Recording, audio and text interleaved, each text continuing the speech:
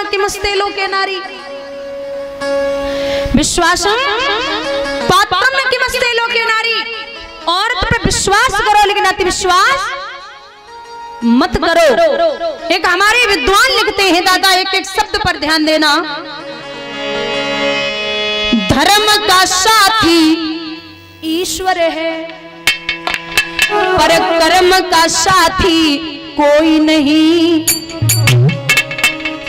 और जन्म के साथी माता पिता, पर कर्म का साथी कोई नहीं।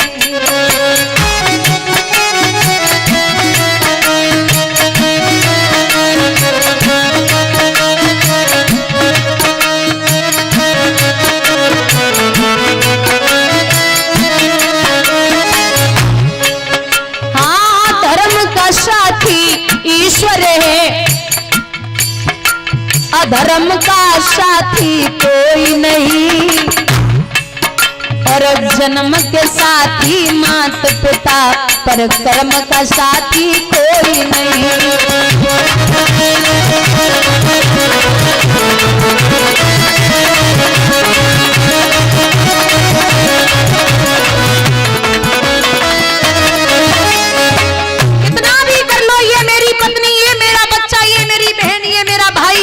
एक दिन ऐसा आएगा कोई काऊ को नाए, वो घर की नारी कहा करे जतन की नारी नाए।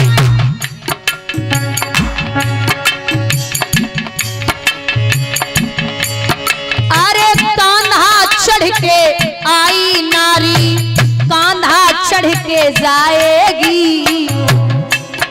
हाँ, कांधा चढ़ के आई नारी, कांधा चढ़ के जाएगी। तन मन सब धन देगी, नारी पर कांधा दे नहीं पाएगी। तन मन धन सब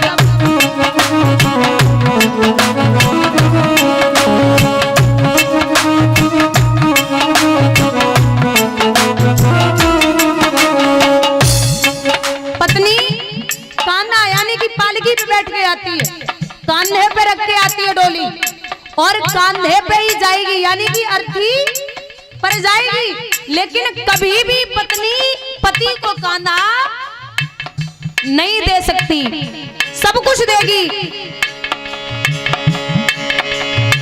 दम के वे दम लाखों हैं, हाँ दम के हम दम लाखों हैं, बेदम का साथी कोई नहीं।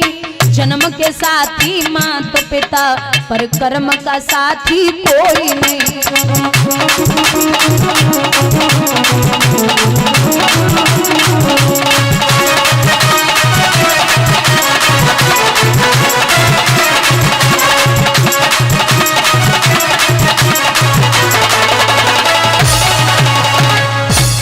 और जब व्यक्ति मर जाता है, मरने के बाद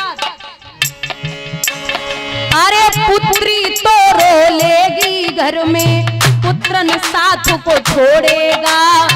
कफन करेगा मिट्टी में और जला जला के फोड़ेगा।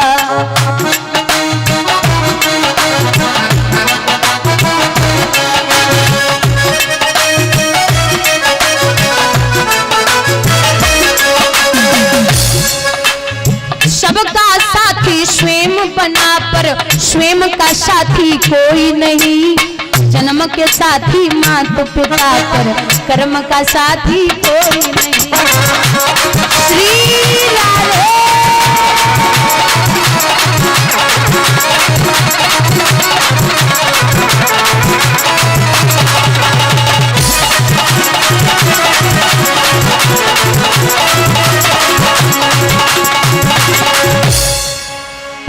हर पल तेरे साथ रहे जो, वो भी मुख को मोड़ेंगे।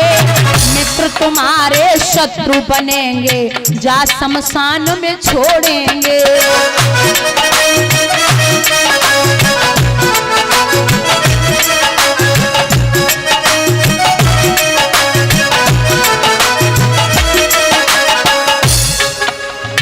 दम के हम दम लाखों हैं, बेदम का साथी कोई नहीं। जन्म के के साथी, माता पिता पर कर्म का साथी कोई नहीं।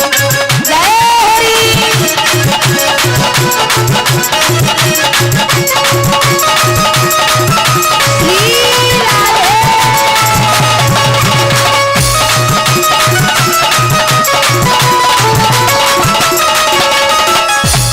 महाराज,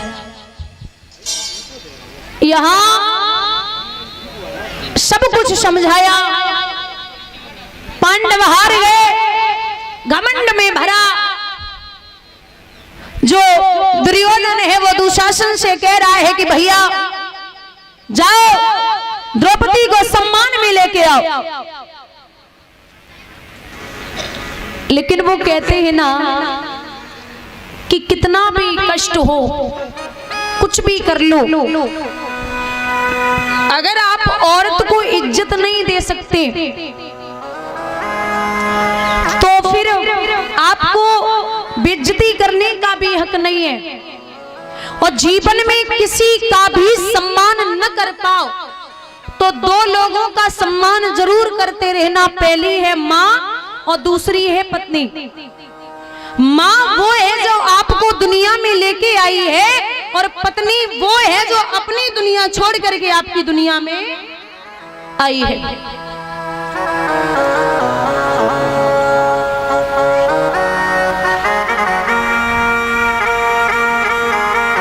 भगवान ने माँ बाप के लिए तो यहाँ तक कहा है, प्रभु कहते हैं कि मैं हर घर में नहीं जा सकता, इसलिए मैंने माँ बनाई है। इस कलयुग में 4 बेटों को एक माँ पाल सकती है, लेकिन वो 4 बेटे बड़े होकर एक माँ को नहीं पाल पाते। जब हम छोटे थे ना तो माँ का हाथ पकड़ के बोलते थे कि माँ मेरी है, माँ मेरी है, माँ मेरी है, माँ मेरी है। और जब हम बड़े हो गए तो धक्का मार के बोलते हैं माँ तेरी है, माँ तेरी है, माँ। अच्छा देखा होगा जब बच्चा घर में पैदा होता है ना तो बाप बोलता है मुझ पे गया है। देखा होगा जब बच्चा घर में पैदा होगा तो बाप बोलता है मुझ पे गया, बुआ बोलती मुझ पे गया, मासी बोलती मुझ पे गया, मौसा बोलते मुझ पे गया, फूफा बोलते मुझ पे गया। लेकिन जब वो बड़ा हो जाएगा ना और उल्टे सीधे काम करेगा, बच्चा बड़ा होके उल्टे सीधे काम करेगा, तब वही सब चिल्ला के बोलेंगे पता नहीं किस पे गया है। भाई संस्कार तुम दे रहे हो ना, संस्कार तुम दे रहे हो। तुम्हें पता है कि मुझ पे गया तो तुम्हारे लक्षण पड़ेंगे, तुम पे ही जाएगा, तुम्हारे जैसे ही काम करेगा।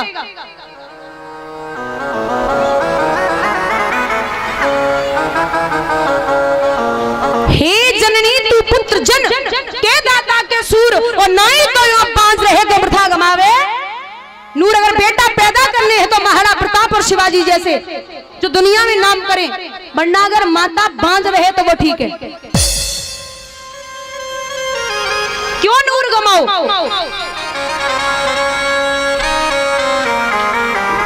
पहली माँ यानी कि जो बच्चे की गुरु है वो कौन है?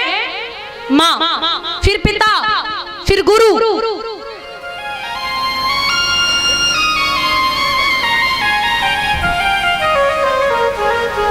यहाँ तो चलो बहुत अच्छा है कि बैठ के कम से कम बच्चे या युवा पीढ़ी भागवत सुन सकती है, यानी सत्संग प्रवचन सुन सकती है। लेकिन कहीं आप बाहर जाइए, कोई जवान यानी कि युवावस्था में कोई भाई हो, उससे पूछना भागवत जानते हो, प्रवचन जानते हो, सत्संग जानते हो? बोलते पता ही नहीं है, मेरे ऊपर से नहीं होके निकलता, ये क्या होता है? उन्हें पूछो मूवी पता है, वेब सीरीज देखते हो? बोलता अरे बहुत आनंद आता भाई, बहुत आनंद आता। सॉन्ग सुनते हो, फिल्म, अरे बहुत अच्छे लगते। उनको ये नहीं पता प्रवचन क्या है, भागवत क्या है, सत्संग क्या है। उनको मूवी वेब सीरीज पता है कि कैसे देखी जाती, क्या होता है। अच्छा एक बात बताओ, जो सीरियल चलते हैं, सीरियल में क्या होता है? उसकी माँ से उसकी लड़ाई हो गई, एक घर में पत्नी है, दूसरी और आ रही है, उससे उसकी बनती नहीं है। ये सीरियल में होता है और ये हमारे घरों में नहीं होता, लेकिन वो दिखाते हैं, उनका असर डालना होता उनको। हमारे बच्चों में ये संस्कार नहीं पड़ने चाहिए। घर में चित्र लगाएं जैसे हो चरित्र बच्चों के वैसे। अगर घर में हीरो हीरोइन की फोटो लगी है ना, तो बच्चा बाप की गोदी में बैठ के पूछता पापा ये कौन है? पापा बोलते लला जी मुंबई के हीरो है। लला अगर बड़े है कि मुंबई के हीरो ना ही बन पे तो गांव की गलियों का हीरो बन के जरूर दिखा देगा, क्योंकि तुम्हें पता है कि तुमने उसको क्या दिया, क्या सिखाया। अच्छा खाइए, जब गर्भावस्था में माँ हो ना तो अच्छा खाइए, अच्छा बोलिए। इसीलिए कहते हैं अभिमन्यु ने पूरे चक्रव्यूह की लड़ाई यानी कि 6 द्वार गर्भ में सीखे थे, 7वें द्वार में मां सो गई।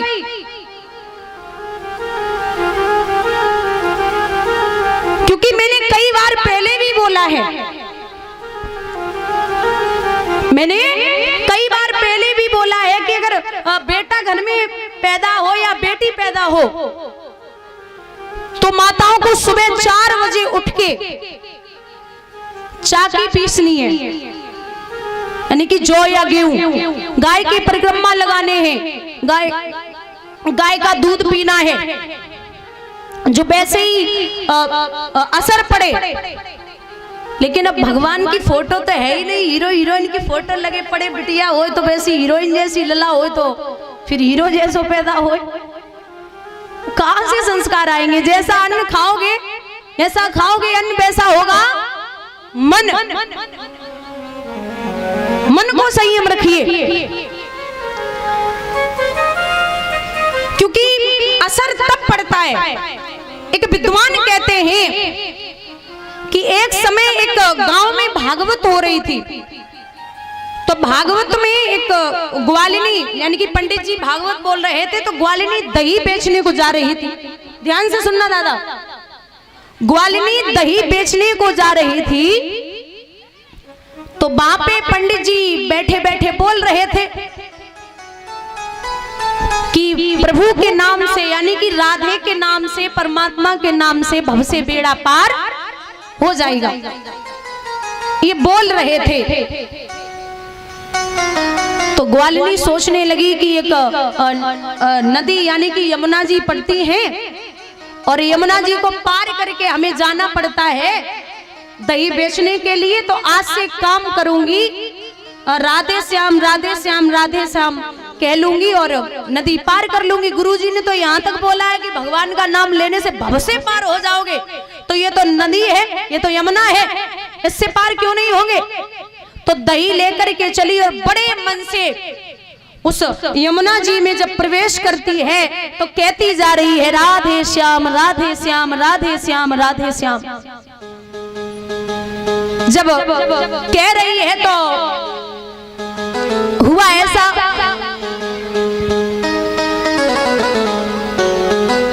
दस 20 दिन हो गए, 1 महीना हो गया।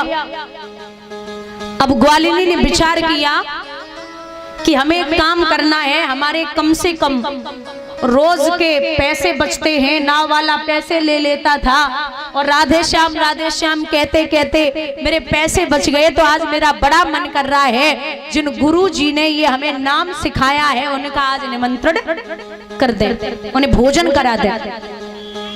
तो ग्वालिनी गुरुदेव का निमंत्रण पंडित जी का करने गई।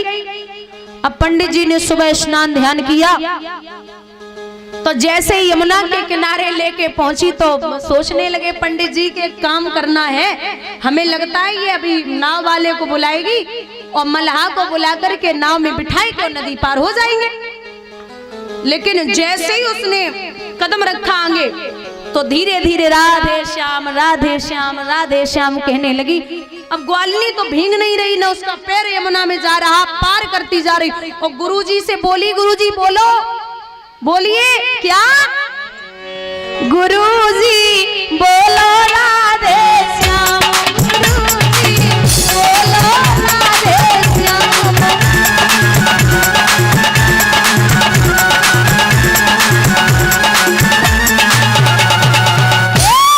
गुरुजी बोलो राधे श्याम, गुरुजी बोलो राधे श्याम।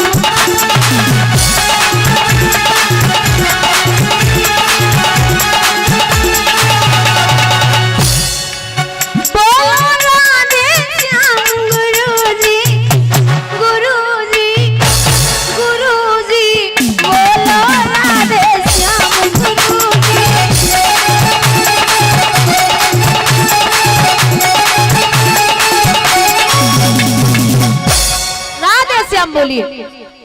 अरे गुरुजी बोले राधे श्याम की पड़ी है, यहाँ मैं मरा जा रहा हूँ, डूब जाऊंगा। जवाब दो महाराज, हम कैसे निकल रहे, वैसे तुम निकलो, तुमने जो मंत्र हमें दो, चलो आगे बढ़ो और यमुना जी पार करो। लेकिन कहाँ गुरुजी के मुंह से ना निकल रहो। गुरुजी यहाँ तक गए यमुना में और बड़े घबराए रहे अंदर से, और विचार करो, है चुड़ैल जादूगरनी अथवा बटमारन नार, यही सोचकर पंडित जी ने करने लगे पुकार। और कहा बोले पंडित जी, उबारो राधा वर घनश्याम, उबारो राधा वर घनश्याम।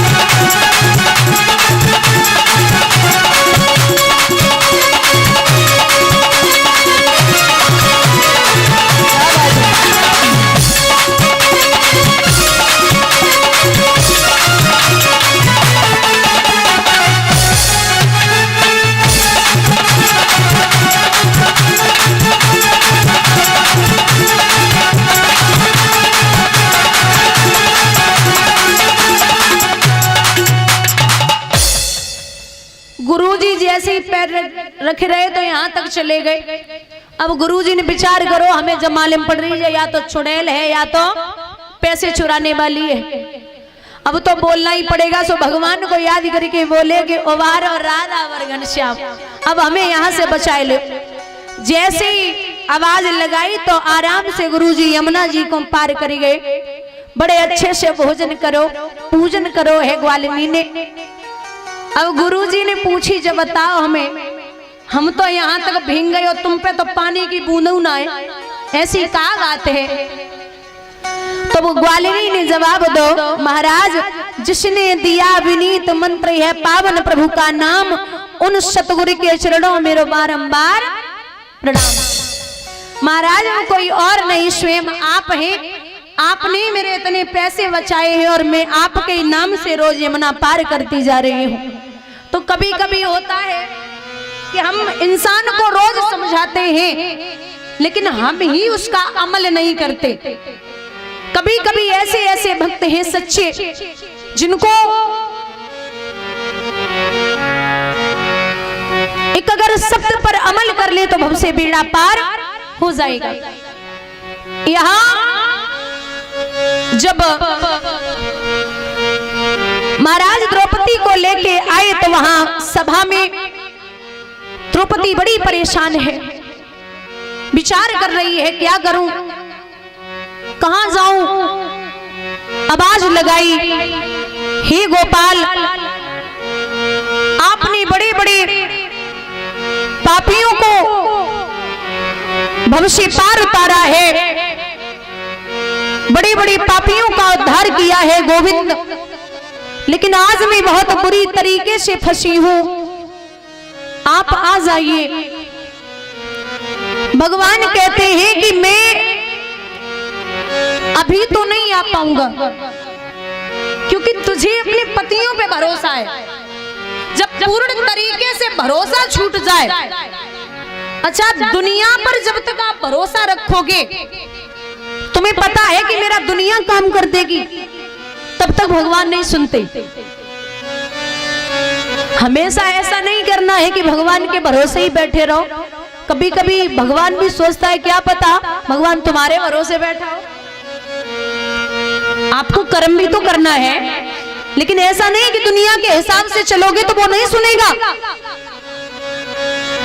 यहाँ भगवान को आवाज लगाने लगी द्रौपदी और एक बात कही है कि गोविंद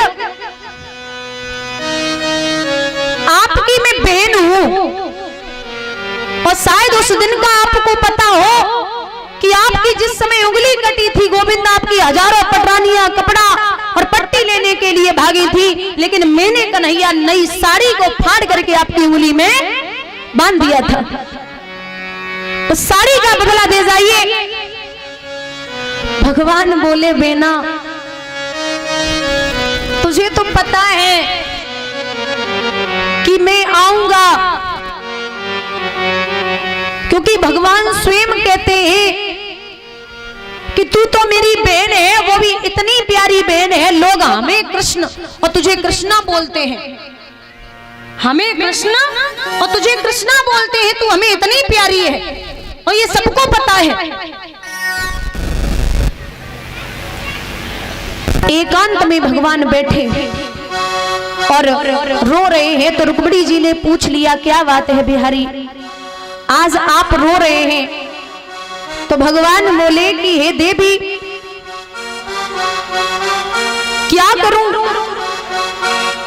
कहां जाऊं, आज मेरी बहन पे बड़ा संकट है। तो बोली चले जाइए। बोले ऐसे नहीं, फिर थोड़ा और तपने दो, दुख थोड़ा और उसे महसूस होना चाहिए कि हम पे है, और हमें बिना भगवान को कुछ दिखाई नहीं देता। अभी तो उसने साड़ी को पकड़ रखा है, जब तक खुद की ताकत लगी है और खुद ताकत लगाए है तब तक मैं नहीं जाऊंगा। जैसे ही वो साड़ी छोड़ेगी और मैं पहुंच जाऊंगा। सामर्थ्य उसकी अभी है, साड़ी को पकड़े हुए मैं नहीं जाऊंगा। लोग बड़े परेशान हो जाते हैं कि भगवान मुझे कष्ट देता है, मैं इतने कष्ट लायक नहीं हूं। लेकिन आपको एक बात बता दें, आपके दरवाजे पर माताओं, आपके दरवाजे पर अगर 10 बच्चे खेल रहे हो, 10 और 10 में एक आपका भी हो, और आपने घर में कुछ अच्छी चीज बनाई है, तो दरवाजे पर 10 बच्चे खेल रहे तो आप सबको थोड़ी थोड़ी दे देंगे, क्योंकि अपने को बुला के अगर अच्छा हृदय होगा तो अपने को बुला के अकेले नहीं दे दोगे। अगर अच्छे इंसान हो तो जो 10 और छोटे छोटे खेल रहे आप सबको दे दोगे, क्योंकि खुश हैं हम तो सबको दे सकते हैं। लेकिन अगर बच्चे पर गुस्सा आएगा तो भले ही जो और खेल रहे हैं आप उनको नहीं मार सकते। हक है आपका? नहीं है। आप खुश होकर के चीज तो सबको दे सकते हैं, लेकिन हाथ किस पे उठा सकते हैं? जो मेरा है, जो मेरा खुद का है, आप उसे ही मार सकते हैं। ऐसे ही भगवान कहते हैं कि मैं खुशी तो सबको दे सकता हूँ, लेकिन दुख में या तकलीफ में उसे को दे सकता हूँ जिसे मैं अपना मानता हूँ, जिसे मैं जानता हूँ कि ये झेल लेगा, इसमें झेलने की क्षमता है। कुछ लोग होते हैं सुबह 2 अगरबत्ती लगाई, शाम को 2 अगरबत्ती लगा ली, बस हो गई पूजा। आप एक बात बताइए, यहाँ से गोरबी तक जा रहे हो तो एक पैदल गया, एक साइकिल से गया, एक मोटरसाइकिल से गया, एक गाड़ी से गया, सबसे जल्दी कौन पहुंचेगा? जवाब दिया करो थोड़ा। है? गाड़ी वाला। गोरमी जैसे एक पैदल गया, एक साइकिल से गया, एक बाइक से, मोटरसाइकिल से गया, और एक गाड़ी से गया, तो जल्दी कौन पहुंचेगा? गाड़ी वाला। और सबसे बाद में पैदल वाला। तो अब सुनो ध्यान से, जो 2 अगरबत्ती सुबह और 2 शाम को लग रही है वो भगवान के लिए पैदल है, और जो अगरबत्ती के साथ साथ पूजा भी चल रही है, भजन भी हो रहा है, वो साइकिल से है। भजन के साथ साथ अगरबत्ती, भजन सत्संग भी हो रहा है, वो मोटरसाइकिल से है। और जो भजन सत्संग अगरबत्ती और एकांत में बैठ करके भगवान के लिए रो रहे हैं और परमात्मा हमें दुनिया के साथ नहीं तेरे साथ रहना है तो वो गाड़ी से है, वो सबसे जल्दी पहुंचेंगे। बोलिए गोविंद भगवान की।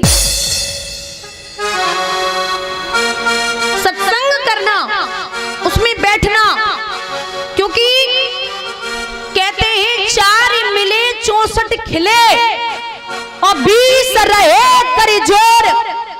हरिजन सो हरिजन मिले बेहसे 7 करोड़। 4 मिले, 2 और 2 आंखें कितनी हो गई? 2 और 2 आंखें कितनी हो गई? 4। 4 मिले 64 खिले, 32 और 32 दांत हुए 64।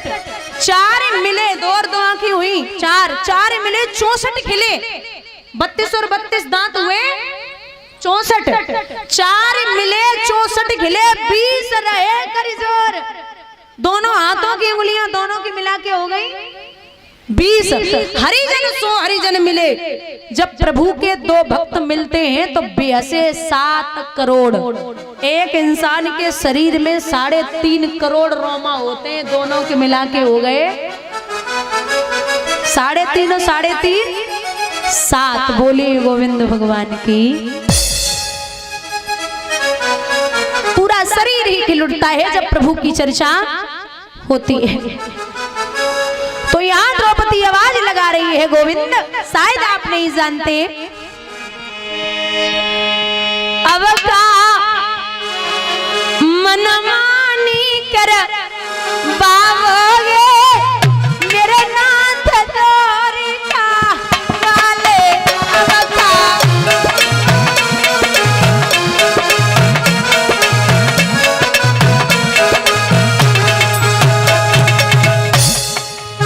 अब का मनमानी कर बाबोगे मेरे श्याम द्वारिका वाले।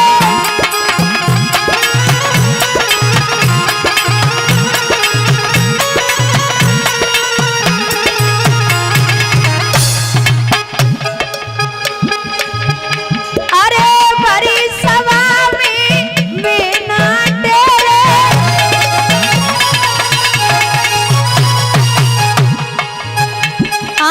बड़ी सभा में बिना तेरे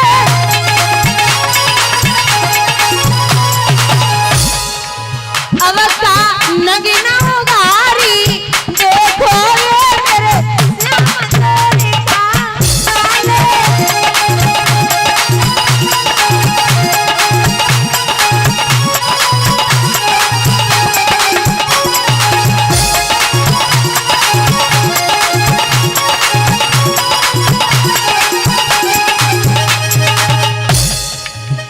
और जैसे नरसी के हाथ भराए,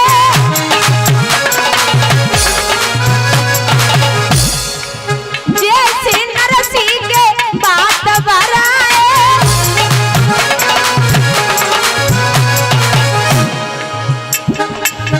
अब काशी आन कर बाबोगे मेरे श्याम द्वारिका वाले।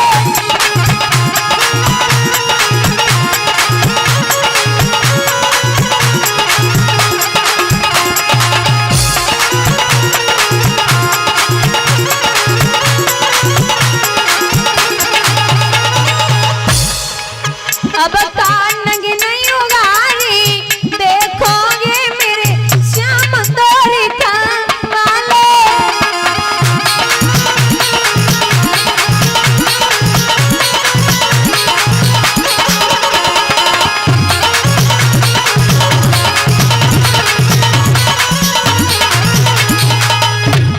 महाराज